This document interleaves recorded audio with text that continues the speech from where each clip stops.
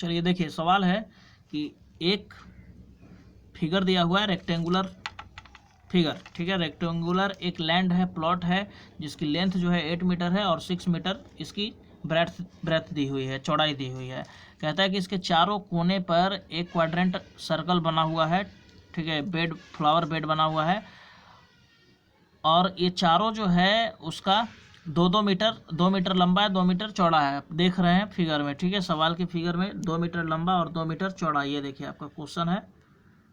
बीच में एक सर्कल भी बना हुआ है, वो भी एक फ्लावर बेड है, उसकी भी रेडियस 2 मीटर दी हुई है। और कहता है कि ये जो रंगे हुए पार्ट है, जो ब्लैक कलर का है फिगर में, यहाँ चार फिगर वो हो गई, ठीक है, और एक आपका बीच में हुआ, तो वो जो शेडेड पार्ट है, इसके अलावे जो बचा हुआ फिगर है उसका एरिया कितना होगा। तो कैसे इसको फाइंड करते हैं, ठीक है, ये आप देखिए मैं कैसे इसको सॉल्व करता हूँ। क्वेश्चन को समझना और उसको सॉल्व करना। देखिए यहाँ पे यही आपका फिगर है, 8 मीटर लंबा है, 6 मीटर चौड़ा है, और ये चारों कोने पर 2-2 मीटर की सेक्टर बनी हुई है, और ये बीच में बना हुआ है। तो आप देखिए, इसका पहले हमको एरिया निकालना होगा, सिर्फ एक पार्ट का एरिया जब आप इसका निकालेंगे।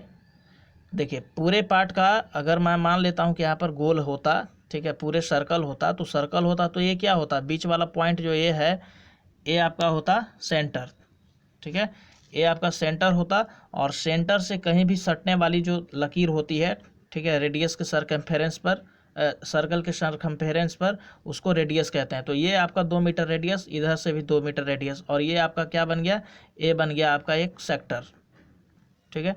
इस पूरे एरिया का, पूरे सर्कल का क्षेत्रफल होता है pi R square theta by 360 degree. ये फार्मूला होता है किसी भी सेक्टर का एरिया निकालने का। यहाँ पर जो सेक्टर बना हुआ है इसका निकालने का यह फार्मूला है। यहाँ पर कितने डिग्री का एंगल बनेगा, ये 90 डिग्री का एंगल बनेगा। जब ये 90 डिग्री का एंगल बनेगा तो आप यहाँ रखेंगे पाई आर स्क्वायर, थीटा की जगह आप रखेंगे 90, यानी कि पाई आर स्क्वायर 90 बाई 360, ठीक है। कटेगा तो क्या हो जाएगा, पाई आर स्क्वायर बटा 4। ये किसका निकला, ये सिर्फ इसका निकला, एक का निकला। तो एक यहाँ पर है, एक यहाँ, एक यहाँ, एक यहाँ, तो टोटल कितना है, 4। तो आप चारों का जब निकालेंगे तो 4 से गुना करेंगे, 4 से 4 कटेगा, यानी कि पाई आर स्क्वायर ये चारों का निकल गया। ये चारों का निकल गया पाई आर स्क्वायर, और ये बीच वाला जो सर्कल है, ठीक है, इसका भी जब आप निकालेंगे तो 5वां इसमें जोड़ेंगे ना, 4 ये हुआ पाई आर स्क्वायर, अब 5वां खुद ये है, तो इसको भी तो जोड़ेंगे। तो जब जोड़िएगा इसको, शेडेड पार्ट का हमको निकालना है ना, पहले पूरे पांचों का निकाल रहे हैं, तो इसका भी क्या होगा, पाई आर स्क्वायर। तो एक पाई आर स्क्वायर यहाँ पर है और एक पाई आर स्क्वायर यहाँ पर है, दोनों जोड़ेंगे तो क्या हो जाएगा, 2 पाई आर स्क्वायर। आर यहाँ पर तो आप देख ही रहे हैं कि सब जगह 2 ही है, 2 यहाँ भी है, 2 यहाँ भी है, 2 यहाँ भी है, 2 यहाँ भी है, 2 इसमें भी है।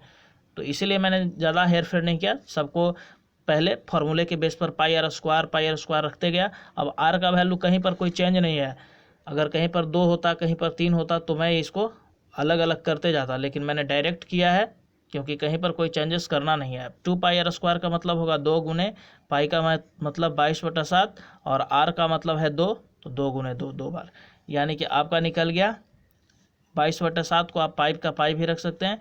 इस 2 में, इस 2 से, इसमें इससे मल्टीप्लाई करेंगे तो 8 पाई हुआ, 8 पाई मीटर स्क्वायर, ये आपका निकल गया पांचों पार्ट का क्षेत्रफल।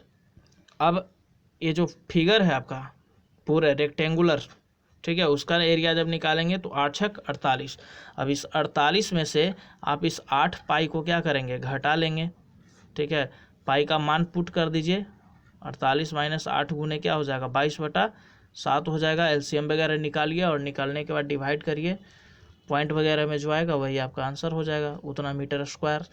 ये रिमेनिंग पार्ट होगा, बचे हुए भाग का क्षेत्रफल, यानी कि ये जो वाइट आपको दिख रहा है इसका क्षेत्रफल ये निकलेगा, जो भी आएगा यहाँ कैलकुलेट करके, ठीक है, आप निकाल लीजिए।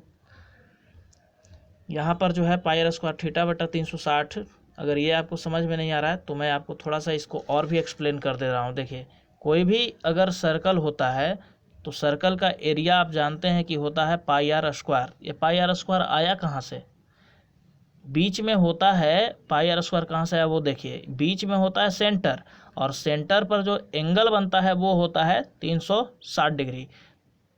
ठीक है, 360 डिग्री का।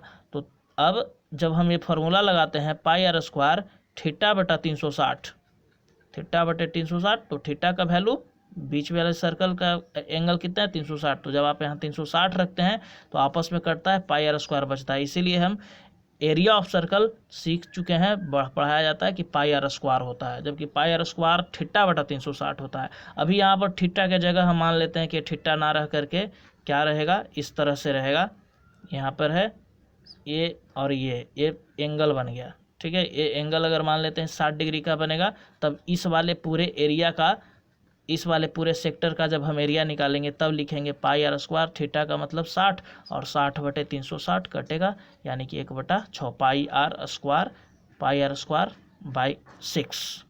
समझ रहे हैं, ठीक है। यहाँ पर 90 डिग्री का यहाँ पर एंगल बना हुआ है, तो 90 रखेंगे, यहाँ पे आगे की प्रोसेस कर लेंगे। अगर समझ में आ गया हो तो कमेंट में आप हमें बता सकते हैं, ठीक है, या मेरे व्हाट्सएप पे आप बता दीजिएगा कि हाँ सही है।